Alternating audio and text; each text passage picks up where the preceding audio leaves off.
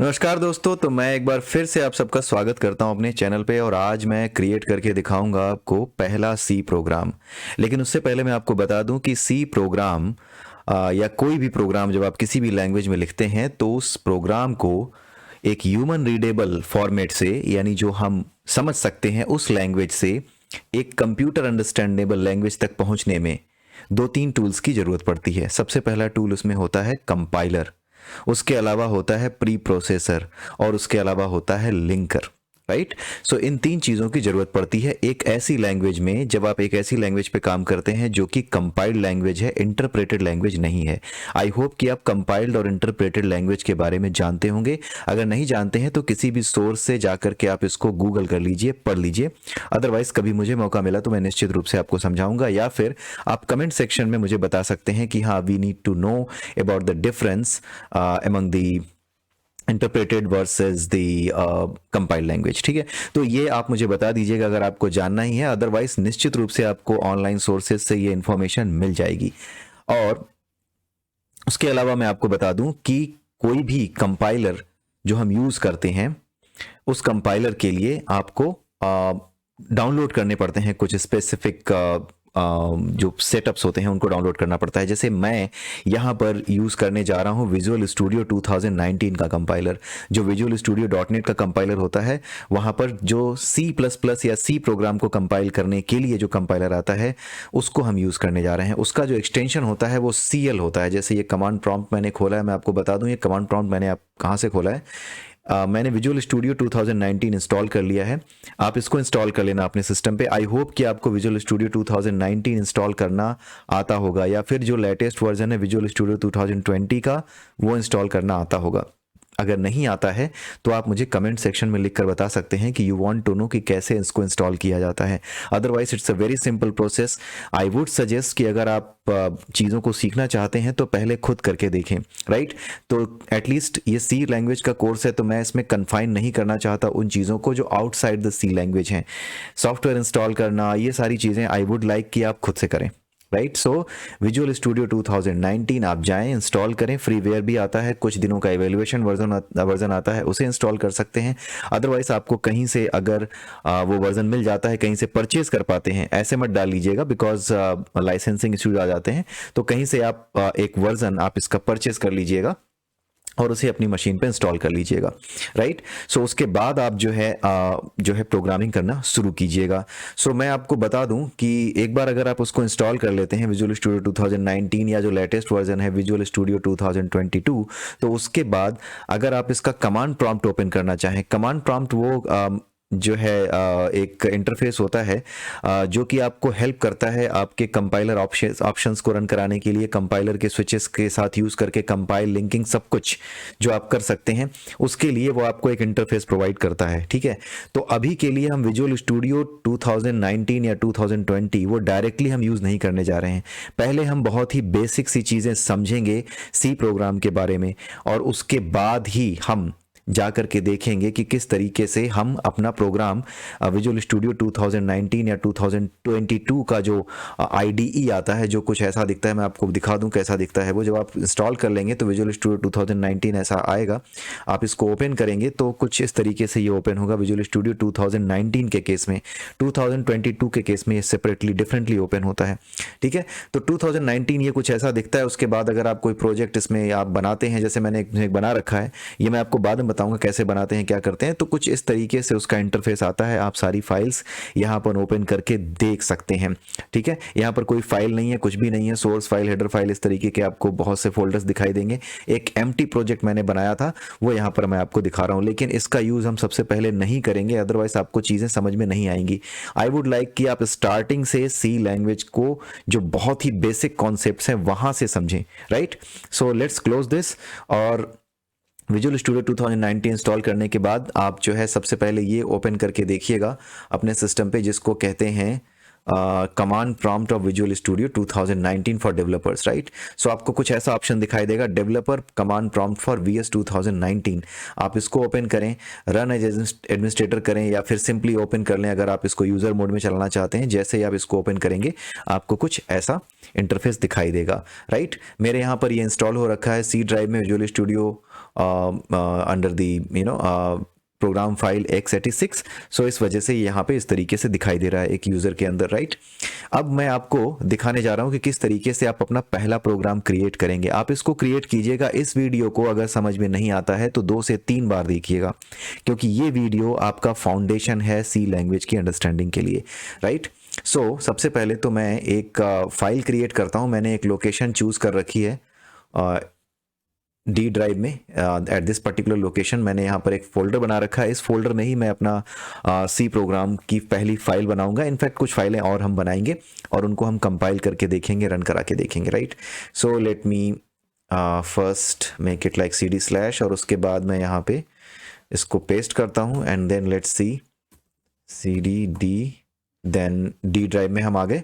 क्योंकि ये D drive में था तो सी ड्राइव में ये कुछ दिखा नहीं रहा था। Then I did cd, so whatever current location I have set वो वहाँ पे पहुँच गया, राइट।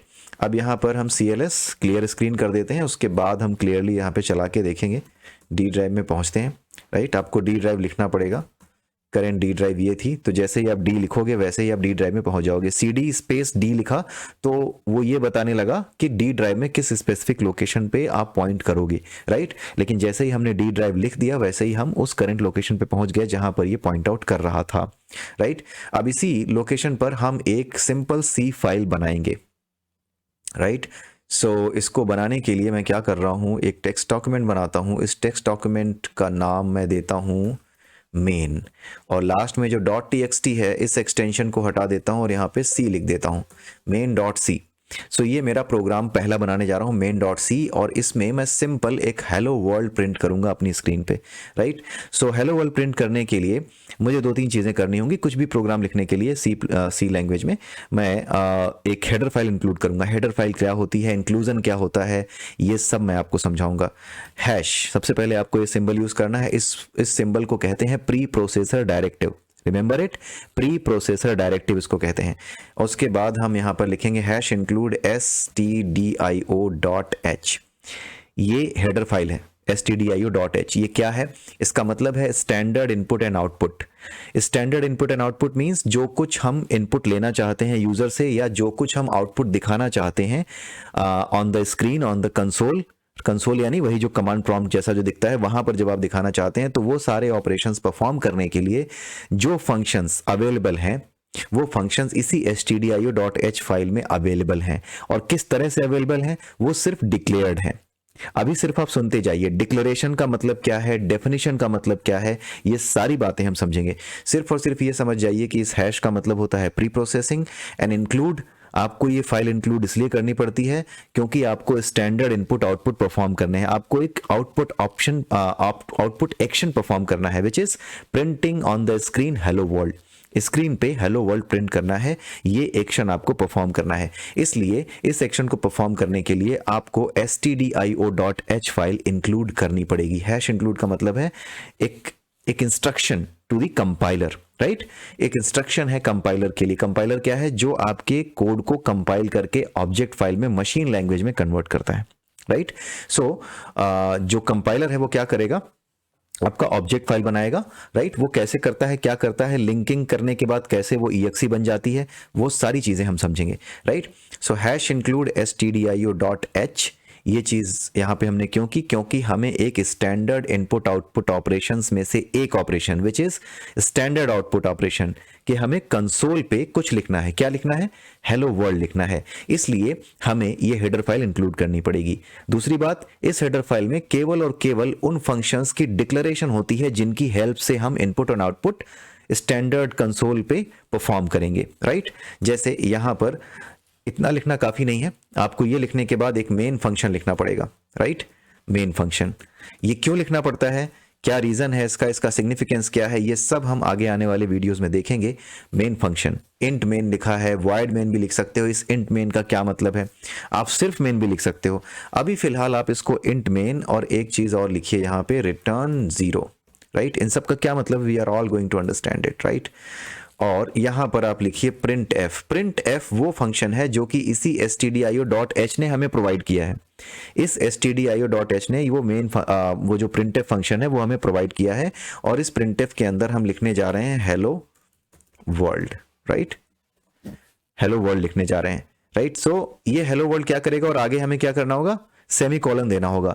सी लैंग्वेज में कोई भी स्टेटमेंट जो इंस्ट्रक्शन होता है, जो कि हम प्रोग्रामिंग लैंग्वेज के हिसाब से लिखते हैं, उसको हम क्लोज करते हैं सेमी कॉलन से, right. So semi colon is the end of the statement. तो हेलो वर्ल्ड जैसे ही आपने लिखा और सेमी कॉलन लगाया, इसका मतलब है कि हमारी लाइन यहीं पर, हमारा स्टेटमेंट यहीं पे खत्म हो गया। अगर हम ये नहीं लगाएंगे तो एरर आएगी, कंपाइलेशन एरर जिसको कहते हैं, कंपाइलेशन के समय वो एरर देगा, राइट। रिटर्न जीरो, ये रिटर्न जीरो जब आप फंक्शंस को पढ़ेंगे तब ये रिटर्न स्टेटमेंट्स का मतलब आप समझेंगे। अभी आप सिर्फ इसको it learn by heart, it means कि आप इसको रट लीजिए फिलहाल के लिए, क्योंकि आपको ये आगे चल के फंक्शंस वाले चैप्टर में ही क्लियर हो पाएगा कि रिटर्न स्टेटमेंट का मतलब क्या होता है।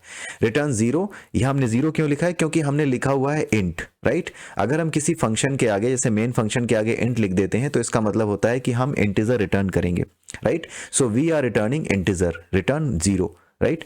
तो जीरो का मतलब है सक्सेसफुल करना, राइट। सक्सेसफुल मीनिंग है होती है इसकी, जीरो का मतलब होता है सक्सेसफुल। अदर देन जीरो जो भी रिटर्न करेंगे वो फेलियर होता है। और ये किसको बताया जाता है कि ये सक्सेस हुआ या फेलियर हुआ, कोई भी प्रोग्राम जिसको रन कराना काम किसका होता है, वो काम होता है ऑपरेटिंग सिस्टम का, राइट। सो ऑपरेटिंग सिस्टम ही आपके इस मेन फंक्शन को कॉल करता है, ये आप याद रखिएगा। ऑपरेटिंग सिस्टम, जब आपका प्रोग्राम रन होता है ना, प्रोग्राम और प्रोसेस के बारे में हम पहले ही वीडियो में समझ चुके हैं, दूसरे वीडियो में, पिछले वीडियो में हम समझ चुके हैं। जब भी आपका प्रोग्राम रन होता है तो वो प्रोसेस कहलाता है। जैसे ही वो प्रोसेस बनता है, यानी कि मेन मेमोरी में आ जाता है, लोड किया जाता है लोडर के द्वारा, तो लोडर जब इसको लोड करता है और उसके बाद जब इसका एग्जीक्यूशन शुरू होता है, तो ऑपरेटिंग सिस्टम जब इसको एग्जीक्यूट करना शुरू करता है तो सबसे पहले वो इसी मेन फंक्शन को खोजता है और इसी को कॉल करता है। अगर ये मेन फंक्शन उसको नहीं मिलता है तो लिंकिंग में ही रह जाती है, बेसिकली लोड ही नहीं होगा वो प्रोग्राम जिसमें मेन फंक्शन नहीं होगा, क्योंकि लिंकर ही एक्सी नहीं बनाएगा, आपका एग्जीक्यूटेबल नहीं बनाएगा, राइट। एग्जीक्यूटेबल क्या होते हैं, एक्सी क्या होते हैं, आप सिर्फ जो जार्गन्स आपको, अगर आप बिल्कुल नहीं पता है, अगर आपको ये जार्गन्स लग रहे हैं कि क्या है ये वर्ड्स एग्जीक्यूटेबल, ईएक्सीज, तो आप इसको सिर्फ सुनते रहिए। अभी आपके काम के लायक इतना आपको बताया जा रहा है जितना कि आपको कॉलेज के लेक्चर में नहीं बताया गया होगा, राइट। सिंपली ये लिख दिया गया होगा, इतनी चीजें तो बताई नहीं गई होंगी, राइट। तो अगर प्रोवाइडेड कि अगर आप ऐसे कॉलेज में नहीं पढ़े हैं जहाँ पे कि इस तरह के टीचर्स या इस तरह की चीज़ें पढ़ाने के लिए सिलेबस में लोगों ने सोचा हो, या इस तरीके से अपने जो है कोर्स को या अपने सिलेबस को अरेंज किया हो कि इस तरीके से हम पढ़ाएंगे, ऐसा नहीं है कि टीचर्स को पता नहीं होता। द प्रॉब्लम इज कि आपको ये चीज़ें समझाई नहीं जा सकती पहले, राइट। जैसे अभी आपको प्रॉब्लम हो रही होगी कि क्या बता रहा हूँ, एक छोटे से प्रोग्राम में हेलो वर्ल्ड जो हम बड़े आराम से लिख रहे थे, वो कितना कॉम्प्लिकेटेड सा लग रहा है। अगर आप पहली बार इन चीज़ों को सुन रहे हैं तो आपको लग रहा होगा कि ये क्या है, बट द थिंग इज कि आपको अगर डीप में जाकर के स्टडी करनी है सी लैंग्वेज की, तो आपको ये समझना पड़ेगा, राइट। सो stdio.h हमने इंक्लूड किया। हैश को क्या कहते हैं, प्री प्रोसेसर डायरेक्टिव, राइट। और उसके अलावा इंक्लूड का मतलब होता है कि इंक्लूड, इस फाइल को इंक्लूड करो, क्योंकि इस फाइल में इस हेडर फाइल को इंक्लूड करो। हेडर फाइल क्या होती है, we will understand it. Header file को इंक्लूड करो, क्यों इंक्लूड करो, क्योंकि इसके अंदर इस printf का डिक्लेरेशन है, राइट। और डिक्लेरेशन होने की वजह से हमने इसको यूज किया है। और डिक्लेरेशन का मतलब क्या है ये भी हम आगे डिस्कस करेंगे। डेफिनेशन का मतलब क्या है ये भी डिस्कस करेंगे। और वो कहाँ डेफिनेशंस होती हैं, वो फाइलें कौन सी होती हैं, वो चीज़ें क्या होती हैं जहाँ पे इनकी एक्चुअल डेफिनेशन रखी होती है, वो सारी चीज़ें हम आगे चल करके डिस्कस करेंगे, राइट। सो हेलो वर्ल्ड हमने इसको प्रिंट करना चाहा and now we are going to print it, right. But मैं इसको अभी सेव कर रहा हूँ। प्रिंट करने से पहले हमें इसमें बहुत सी चीज़ें समझनी पड़ेंगी। सबसे पहली चीज़ तो ये कि जब आप इस प्रोग्राम को लिख लेते हैं तो आपको इसे कंपाइल करना पड़ता है। जब आप किसी प्रोग्राम को कंपाइल करते हैं, let me open one word pad, right, MS word, win word, ताकि मैं आपको ईजिली बता पाऊँ कि क्या मैं कहना चाह रहा हूँ, राइट। जब भी आप किसी फाइल को कंपाइल करते हैं, let me open a blank document, तो आपके साथ क्या होता है, जैसे कि आपने एक main.c फाइल बनाई, राइट। तो जब आप इसको कंपाइल करते हैं, व्हेन यू कंपाइल इट, तो कंपाइलेशन से पहले इसकी प्री प्रोसेसिंग होती है।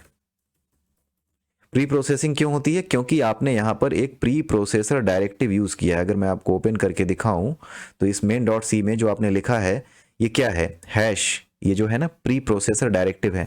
जहां पर ये प्री प्रोसेसर डायरेक्टिव मिल जाता है, इसका मतलब ये होता है कि इस फाइल को कंपाइल करने से पहले, कंपाइलेशन का मतलब क्या होता है, सिंटैक्टिकल एरर फाइंड आउट करना।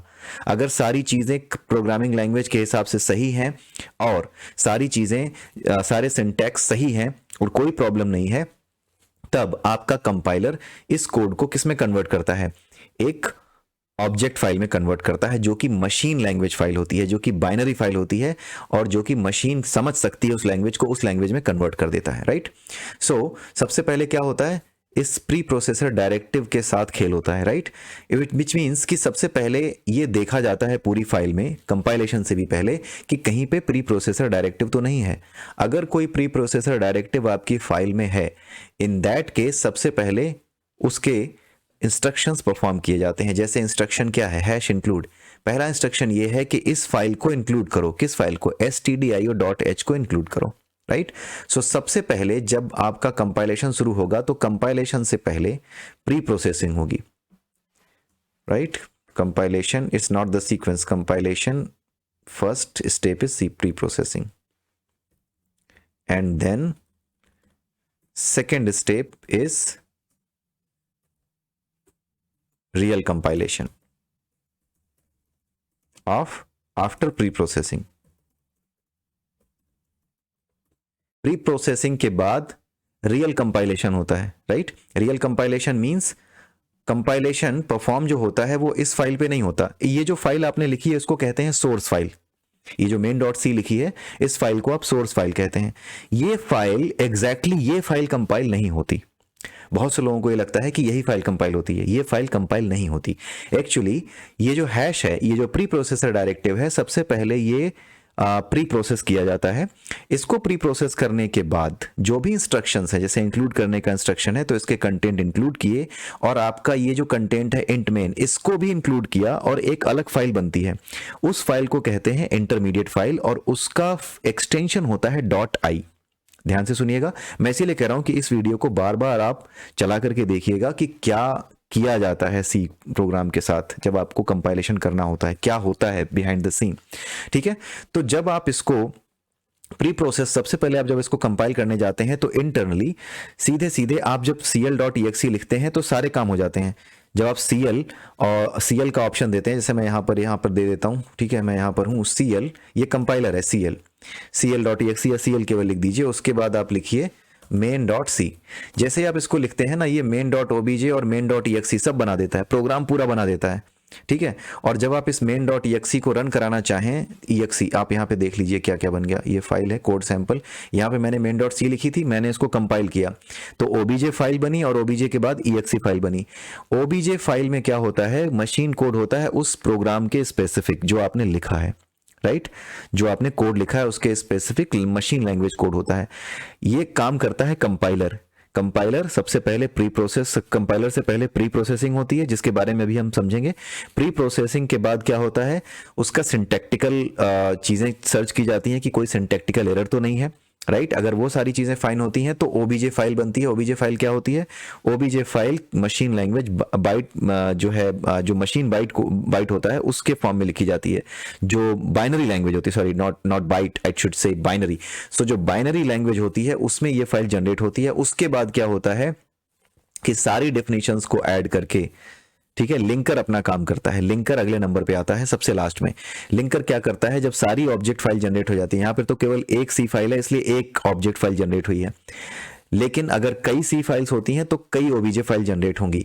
और जब वो सारी OBJ फाइल जनरेट हो जाती हैं तो लिंकर उन सभी OBJ फाइल के कंटेंट को इकट्ठा करता है, ठीक है, और लिंकिंग ऑप्शंस जो भी अवेलेबल हैं उसके अकॉर्डिंग वो क्या करता है, उन कोड को, उन चीजों को ऐड कर देता है जो कि आपके प्रोग्राम को कंप्लीट बाइनरी कोड में कन्वर्ट करके एक ऑपरेटिंग सिस्टम के द्वारा, आपके विंडोज ऑपरेटिंग सिस्टम जैसे यहाँ पे मैं यूज कर रहा हूँ, उसके द्वारा एग्जीक्यूट कराने, लोड कराने लायक हो जाती हैं। बहुत से हेडर होते हैं, बहुत से सेक्शंस होते हैं, उन सब में भी इंफॉर्मेशन फिल करनी होती है। इसीलिए आपने देखा होगा कि main.exe का साइज यहाँ पे 100 KB है, लेकिन जो OBJ फाइल है वो सिर्फ 2 KB की है, राइट। सो लिंकर अपनी तरफ से ऑप्शन ऐड करता है सो दैट ये एक एग्जीक्यूटेबल बन सके। एग्जीक्यूटेबल का मतलब होता है program. Executable file means program. Program means वो फाइल जो कि ऑपरेटिंग सिस्टम जब लोड करे तो उसको एग्जीक्यूट करा पाए, इंस्ट्रक्शंस को एग्जीक्यूट करा पाए, राइट। तो वो एग्जीक्यूटेबल फाइल होती है। तो यहाँ पे main.exe ये सीधे सीधे आपने जनरेट होती है, देखिए एग्जीक्यूटेबल फाइल है, राइट। लेकिन इस एग्जीक्यूटेबल फाइल के बनने से पहले, सबसे पहले क्या होती है, प्री प्रोसेसिंग होती है, जो कि यहाँ पर आप समझ रहे हो। उसके बाद कंपाइलेशन होता है आफ्टर द प्री प्रोसेसिंग। उसके बाद लिंकर क्या करता है, combines the content of all the .obj files plus instructions to load the executable, right? And then जिसमें कि एग्जीक्यूटेबल्स के साथ जो इंस्ट्रक्शंस ऐड करता है they are in the form of headers, right? वो हेडर्स के फॉर्म में होते हैं, right? And then generates the exe which you could double click to run, right? Or use the command prompt to run that. Okay, so कैसे आप उसको command prompt का use करके करोगे? लेट मी, कमांड प्रॉम्प्ट का use करके कैसे करोगे? जैसे ये कमांड प्रॉम्प्ट मैंने ओपन किया है, आपको main.exe सिर्फ लिख देना है। आप जैसे ही लिखोगे हेलो वर्ल्ड, जो इस प्रोग्राम का आउटपुट था यहाँ पे प्रिंट हो जाएगा, राइट? सो इस तरीके से ये काम करता है, right? But behind the scene क्या क्या होता है वो हम देखना चाहते हैं। So behind the scene what happens कि यहाँ पर जब आप इसको रन कराते हो, सबसे पहले जब आप cl.exe करते हो तो सबसे पहले प्री प्रोसेसिंग होती है behind the scene. Pre processing means जो कुछ इस फाइल में लिखा हुआ है, हैश जहाँ पर लगा हुआ है, प्री प्रोसेसर डायरेक्टिव जहाँ पर लगा हुआ है, उसके आगे जो भी इंस्ट्रक्शन लिखा है, जैसे इंक्लूड करो ये इंस्ट्रक्शन लिखा है, वो सारे ऑपरेशंस पहले परफॉर्म होते हैं। ये सारे कंटेंट ऐड किए जाते हैं जो आपने लिखे हैं, और फिर एक .i फाइल, एक इंटरमीडिएट फाइल जनरेट होती है। वो .i फाइल, उस .i फाइल को हमारा कंपाइलर कंपाइल करता है, यानी कंपाइलर कभी भी इस फाइल को कंपाइल नहीं करता, वो हमेशा .i फाइल को कंपाइल करता है। Okay, so let me show you कि कैसे आप उस फाइल को देख सकते हैं जिसकी बात मैं कर रहा हूँ, राइट? सो मैं इसको cls करता हूँ एंड देन cl/ep/p आप ये लिख सकते हैं, /ep/p आप ये लिख करके आप जो main.c है इसको कंपाइल कीजिए। ये स्विच है। सबसे पहले कंपाइलर को जब आप इंस्ट्रक्शन देते हैं ना cl main.c, जब आपने दिया तो इंटरनली सबसे पहले कंपाइलर इस कमांड को रन कराता है और वो जनरेट करता है .i फाइल। आप यहाँ पर उस .i फाइल को देख सकते हैं। मैं सारी फाइलें हटा देता हूँ सो दैट कन्फ्यूज़न क्रिएट ना हो, राइट? ये exe वगैरह सब हटा देता हूँ एंड देन मैं यहाँ पे दोबारा उस प्रोग्राम उस कमांड को रन कराता हूँ cl/ep/p फिर main.c। तो जब आप इसको देखेंगे then you will find main.i। इस main.i को जैसे ही आप ओपन करेंगे, आप इसको अगर देखना शुरू करें और इसमें आप सर्च मारें अपने फंक्शन को जो आपने लिखा था, इट्स मेन, तो आप देखेंगे कि ये मेन फंक्शन यहाँ पे आपको मिल रहा है जो आपने लिखा था। बट उससे पहले बहुत से इंस्ट्रक्शंस ऐड हो गए हैं, बहुत सा कंटेंट ऐड हो गया। ये कंटेंट कहाँ से आया? ये कंटेंट कहीं और से नहीं आया है, ये कंटेंट आया है आपकी stdio.h फाइल से, जिसको आपने इंक्लूड करने को कहा था। और मैंने आपको ये बताया था कि printf इसी फाइल में है, राइट? सो एक बार सर्च करते हैं कि printf कहाँ पे है, right? Let's search in the up direction, right? यहाँ पे vs printf मिला, यहाँ पे sc printf मिला, vsc printf मिला। इसी तरीके से टॉप पे अब जाओगे तो printf भी आपको मिलेगा, राइट? sn printf है, vsn printf है, ऐसे ही आप ऊपर चलते जाइए। So at one point of time you will be able to find printf as well, ठीक है? सो आई थिंक कि वो आप खुद ही फाइंड आउट कर लोगे, but let me just try, अगर जल्दी से मिल जाता है तो, राइट? सो लेट्स सी, काफ़ी बड़ी फाइल है, सो नॉट श्योर वो मिलेगा या नहीं मिलेगा आपको। लेट मी सी, अब जाते हैं दोबारा एंड लेट्स सी अगर वो दिख जाता है इजीली।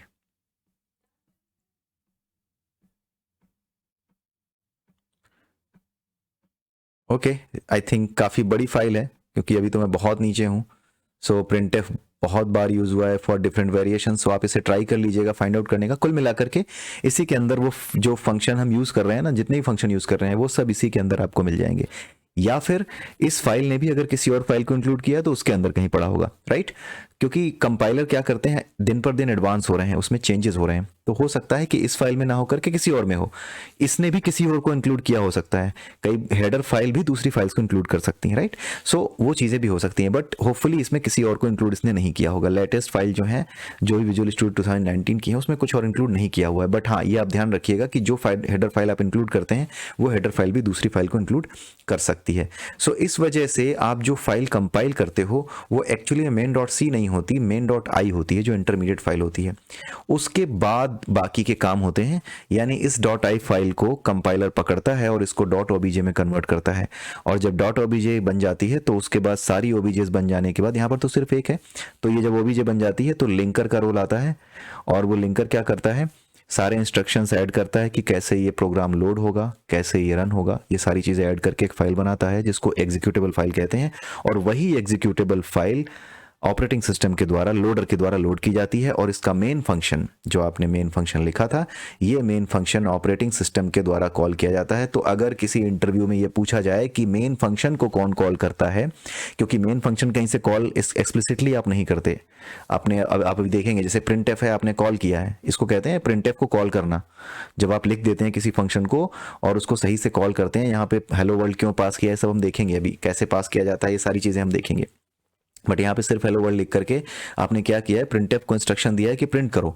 प्रिंटफ एक फंक्शन है जो stdio.h में है, राइट। सो आपने उसको इंस्ट्रक्शन दे दिया कि प्रिंटफ के थ्रू आप जो है मेरा ये काम करो, यानी कि प्रिंट करो हेलो वर्ल्ड को, राइट। सो ये सारी चीज़ें कैसे होती हैं, कैसे ये लेकर के इसको जब हम कॉल करते हैं तो किस तरीके से ये काम करता है, ये सब हम आने वाले वीडियोस में देखेंगे। बट प्रिंटफ जहाँ पर भी आप लिखोगे, जहाँ पर भी आप उसको बताओगे कि आप हेलो वर्ल्ड प्रिंट करो, उस जगह को कहते हैं कॉलिंग अ फंक्शन। तो प्रिंटफ को हमने कॉल किया, लेकिन मेन को कहीं से कॉल नहीं किया जाता, इसको कॉल करता है ऑपरेटिंग सिस्टम, राइट। सो ये चीज़ आप नोट कर लीजिए कि मेन फंक्शन को हमेशा ही ऑपरेटिंग सिस्टम कॉल करता है, और यहाँ पे जो रिटर्न हो रही है वैल्यू, रिटर्न 0, ये रिटर्न होके कहाँ जाती है, ऑपरेटिंग सिस्टम को ही जाती है। ऑपरेटिंग सिस्टम को ये बताने के लिए कि मेरा प्रोग्राम सही से बंद हुआ है, हम इसको 0 देते हैं। लेकिन अगर कहीं पे आपका प्रोग्राम सही से बंद नहीं होता है तो आप उसको देंगे -1, राइट। -1 का मतलब होता है कि मेरा प्रोग्राम सही से बंद नहीं हुआ है, कुछ प्रॉब्लम आई है, राइट। तो ये ऐसा क्यों करते हैं, क्योंकि ऑपरेटिंग सिस्टम को हमें ये बताना होता है कि हमारे कितने प्रोग्राम सही से बंद हुए, कितने प्रोग्राम सही से चले हैं, कितने प्रोग्राम गलती से बंद हो गए, कितने प्रोग्राम्स में प्रॉब्लम आ गई। ये सारी चीज़ें उसको बतानी पड़ती हैं, सो दैट इन कंप्यूटर जो है इन चीज़ों को नोट करता रहे, इनको नोट करता है, उनको इवेंट्स के अंतर्गत नोट करता है। एक इवेंट व्यूअर होता है, वहाँ पे जब आप जाके देखेंगे अपने विंडोज़ में, आप देखना चाहें तो देख सकते हैं इवेंट व्यूअर, आप सर्च मार लीजिएगा कैसे देखा जाता है। तो वहाँ पर जब आप जाके देखेंगे तो जो प्रोग्राम सही से बंद नहीं हुए हैं उनकी अलग से लिस्टिंग आती है वहाँ पे, ठीक है। वहाँ पे रेड क्रॉस सा बना हुआ आता है और वो बताता है कि ये प्रोग्राम सही से बंद नहीं हुआ, एक्सेप्शन आया था, कुछ प्रॉब्लम आई थी।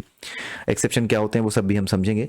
अभी कोई भी जार्गन आपके पास आ रहा है तो आप उस पे जो है बहुत ज़्यादा ध्यान मत दीजिए, उससे घबराइए नहीं, राइट, क्योंकि डिटेल में आप पढ़ रहे हैं सी लैंग्वेज को, आप इसको हल्के में नहीं ले रहे हैं, राइट। बताने को तो मैं ही बता सकता था कि प्रिंट ऐसे किया जाता है, बट द थिंग इज़ कि मैं आपको अधिक से अधिक डिटेल में ले जाना चाह रहा हूँ, सो दैट आप कंप्यूटर एक्चुअली में कैसे, कंप्यूटर लैंग्वेजेस एक्चुअली में कैसे काम करती हैं, कैसे इनके कंपाइलर और लिंकर इनके साथ खेल करते हैं, ये सारी चीज़ें आप समझ सकें। सो ये आप प्रिंट करके देखिएगा, इसे बना के देखिएगा, इस .i फाइल को भी बना करके देखिएगा, और CL कमांड जो होता है उसके थ्रू आप चला करके भी देखिएगा। एक CL कमांड मैं आपको और बता देता हूँ जिसके थ्रू आप केवल .obj फाइल भी जनरेट कर सकते हैं, राइट। अगर आपको कोई कहे कि सिर्फ और सिर्फ मुझे ऑब्जेक्ट फाइल जनरेट करनी है तो कैसे करना है, तो उसके लिए आपको CL/C लिखना होगा। ये ना स्विचेस कहे जाते हैं, /C, और जो अभी मैंने यूज़ किया /EP/P, वो स्विचेस कहे जाते हैं। तो यहाँ पर जो मैं स्विच यूज़ कर रहा हूँ वो है /C, और जैसे ही आप लिखेंगे main.c, वैसे ही क्या होगा, ये केवल और केवल OBJ फाइल जनरेट करेगा। आपने देखा यहाँ पे OBJ इसने जनरेट कर दी, लेकिन OBJ जनरेट करने से पहले इसने .i जनरेट की होगी, उसी .i को कंपाइल किया होगा। यानी जो कोड कंपाइल होता है वो .c के अंदर लिखा हुआ कोड नहीं होता, वो .i के अंदर लिखा हुआ कोड होता है, और इस तरीके से आपका प्रोग्राम कंपाइल होता है, राइट। सो आई होप कि आपको ये समझ में आया होगा, you might have understood it clearly. So अगले वीडियो में फिर मिलेंगे, तब तक के लिए have a nice day and bye bye.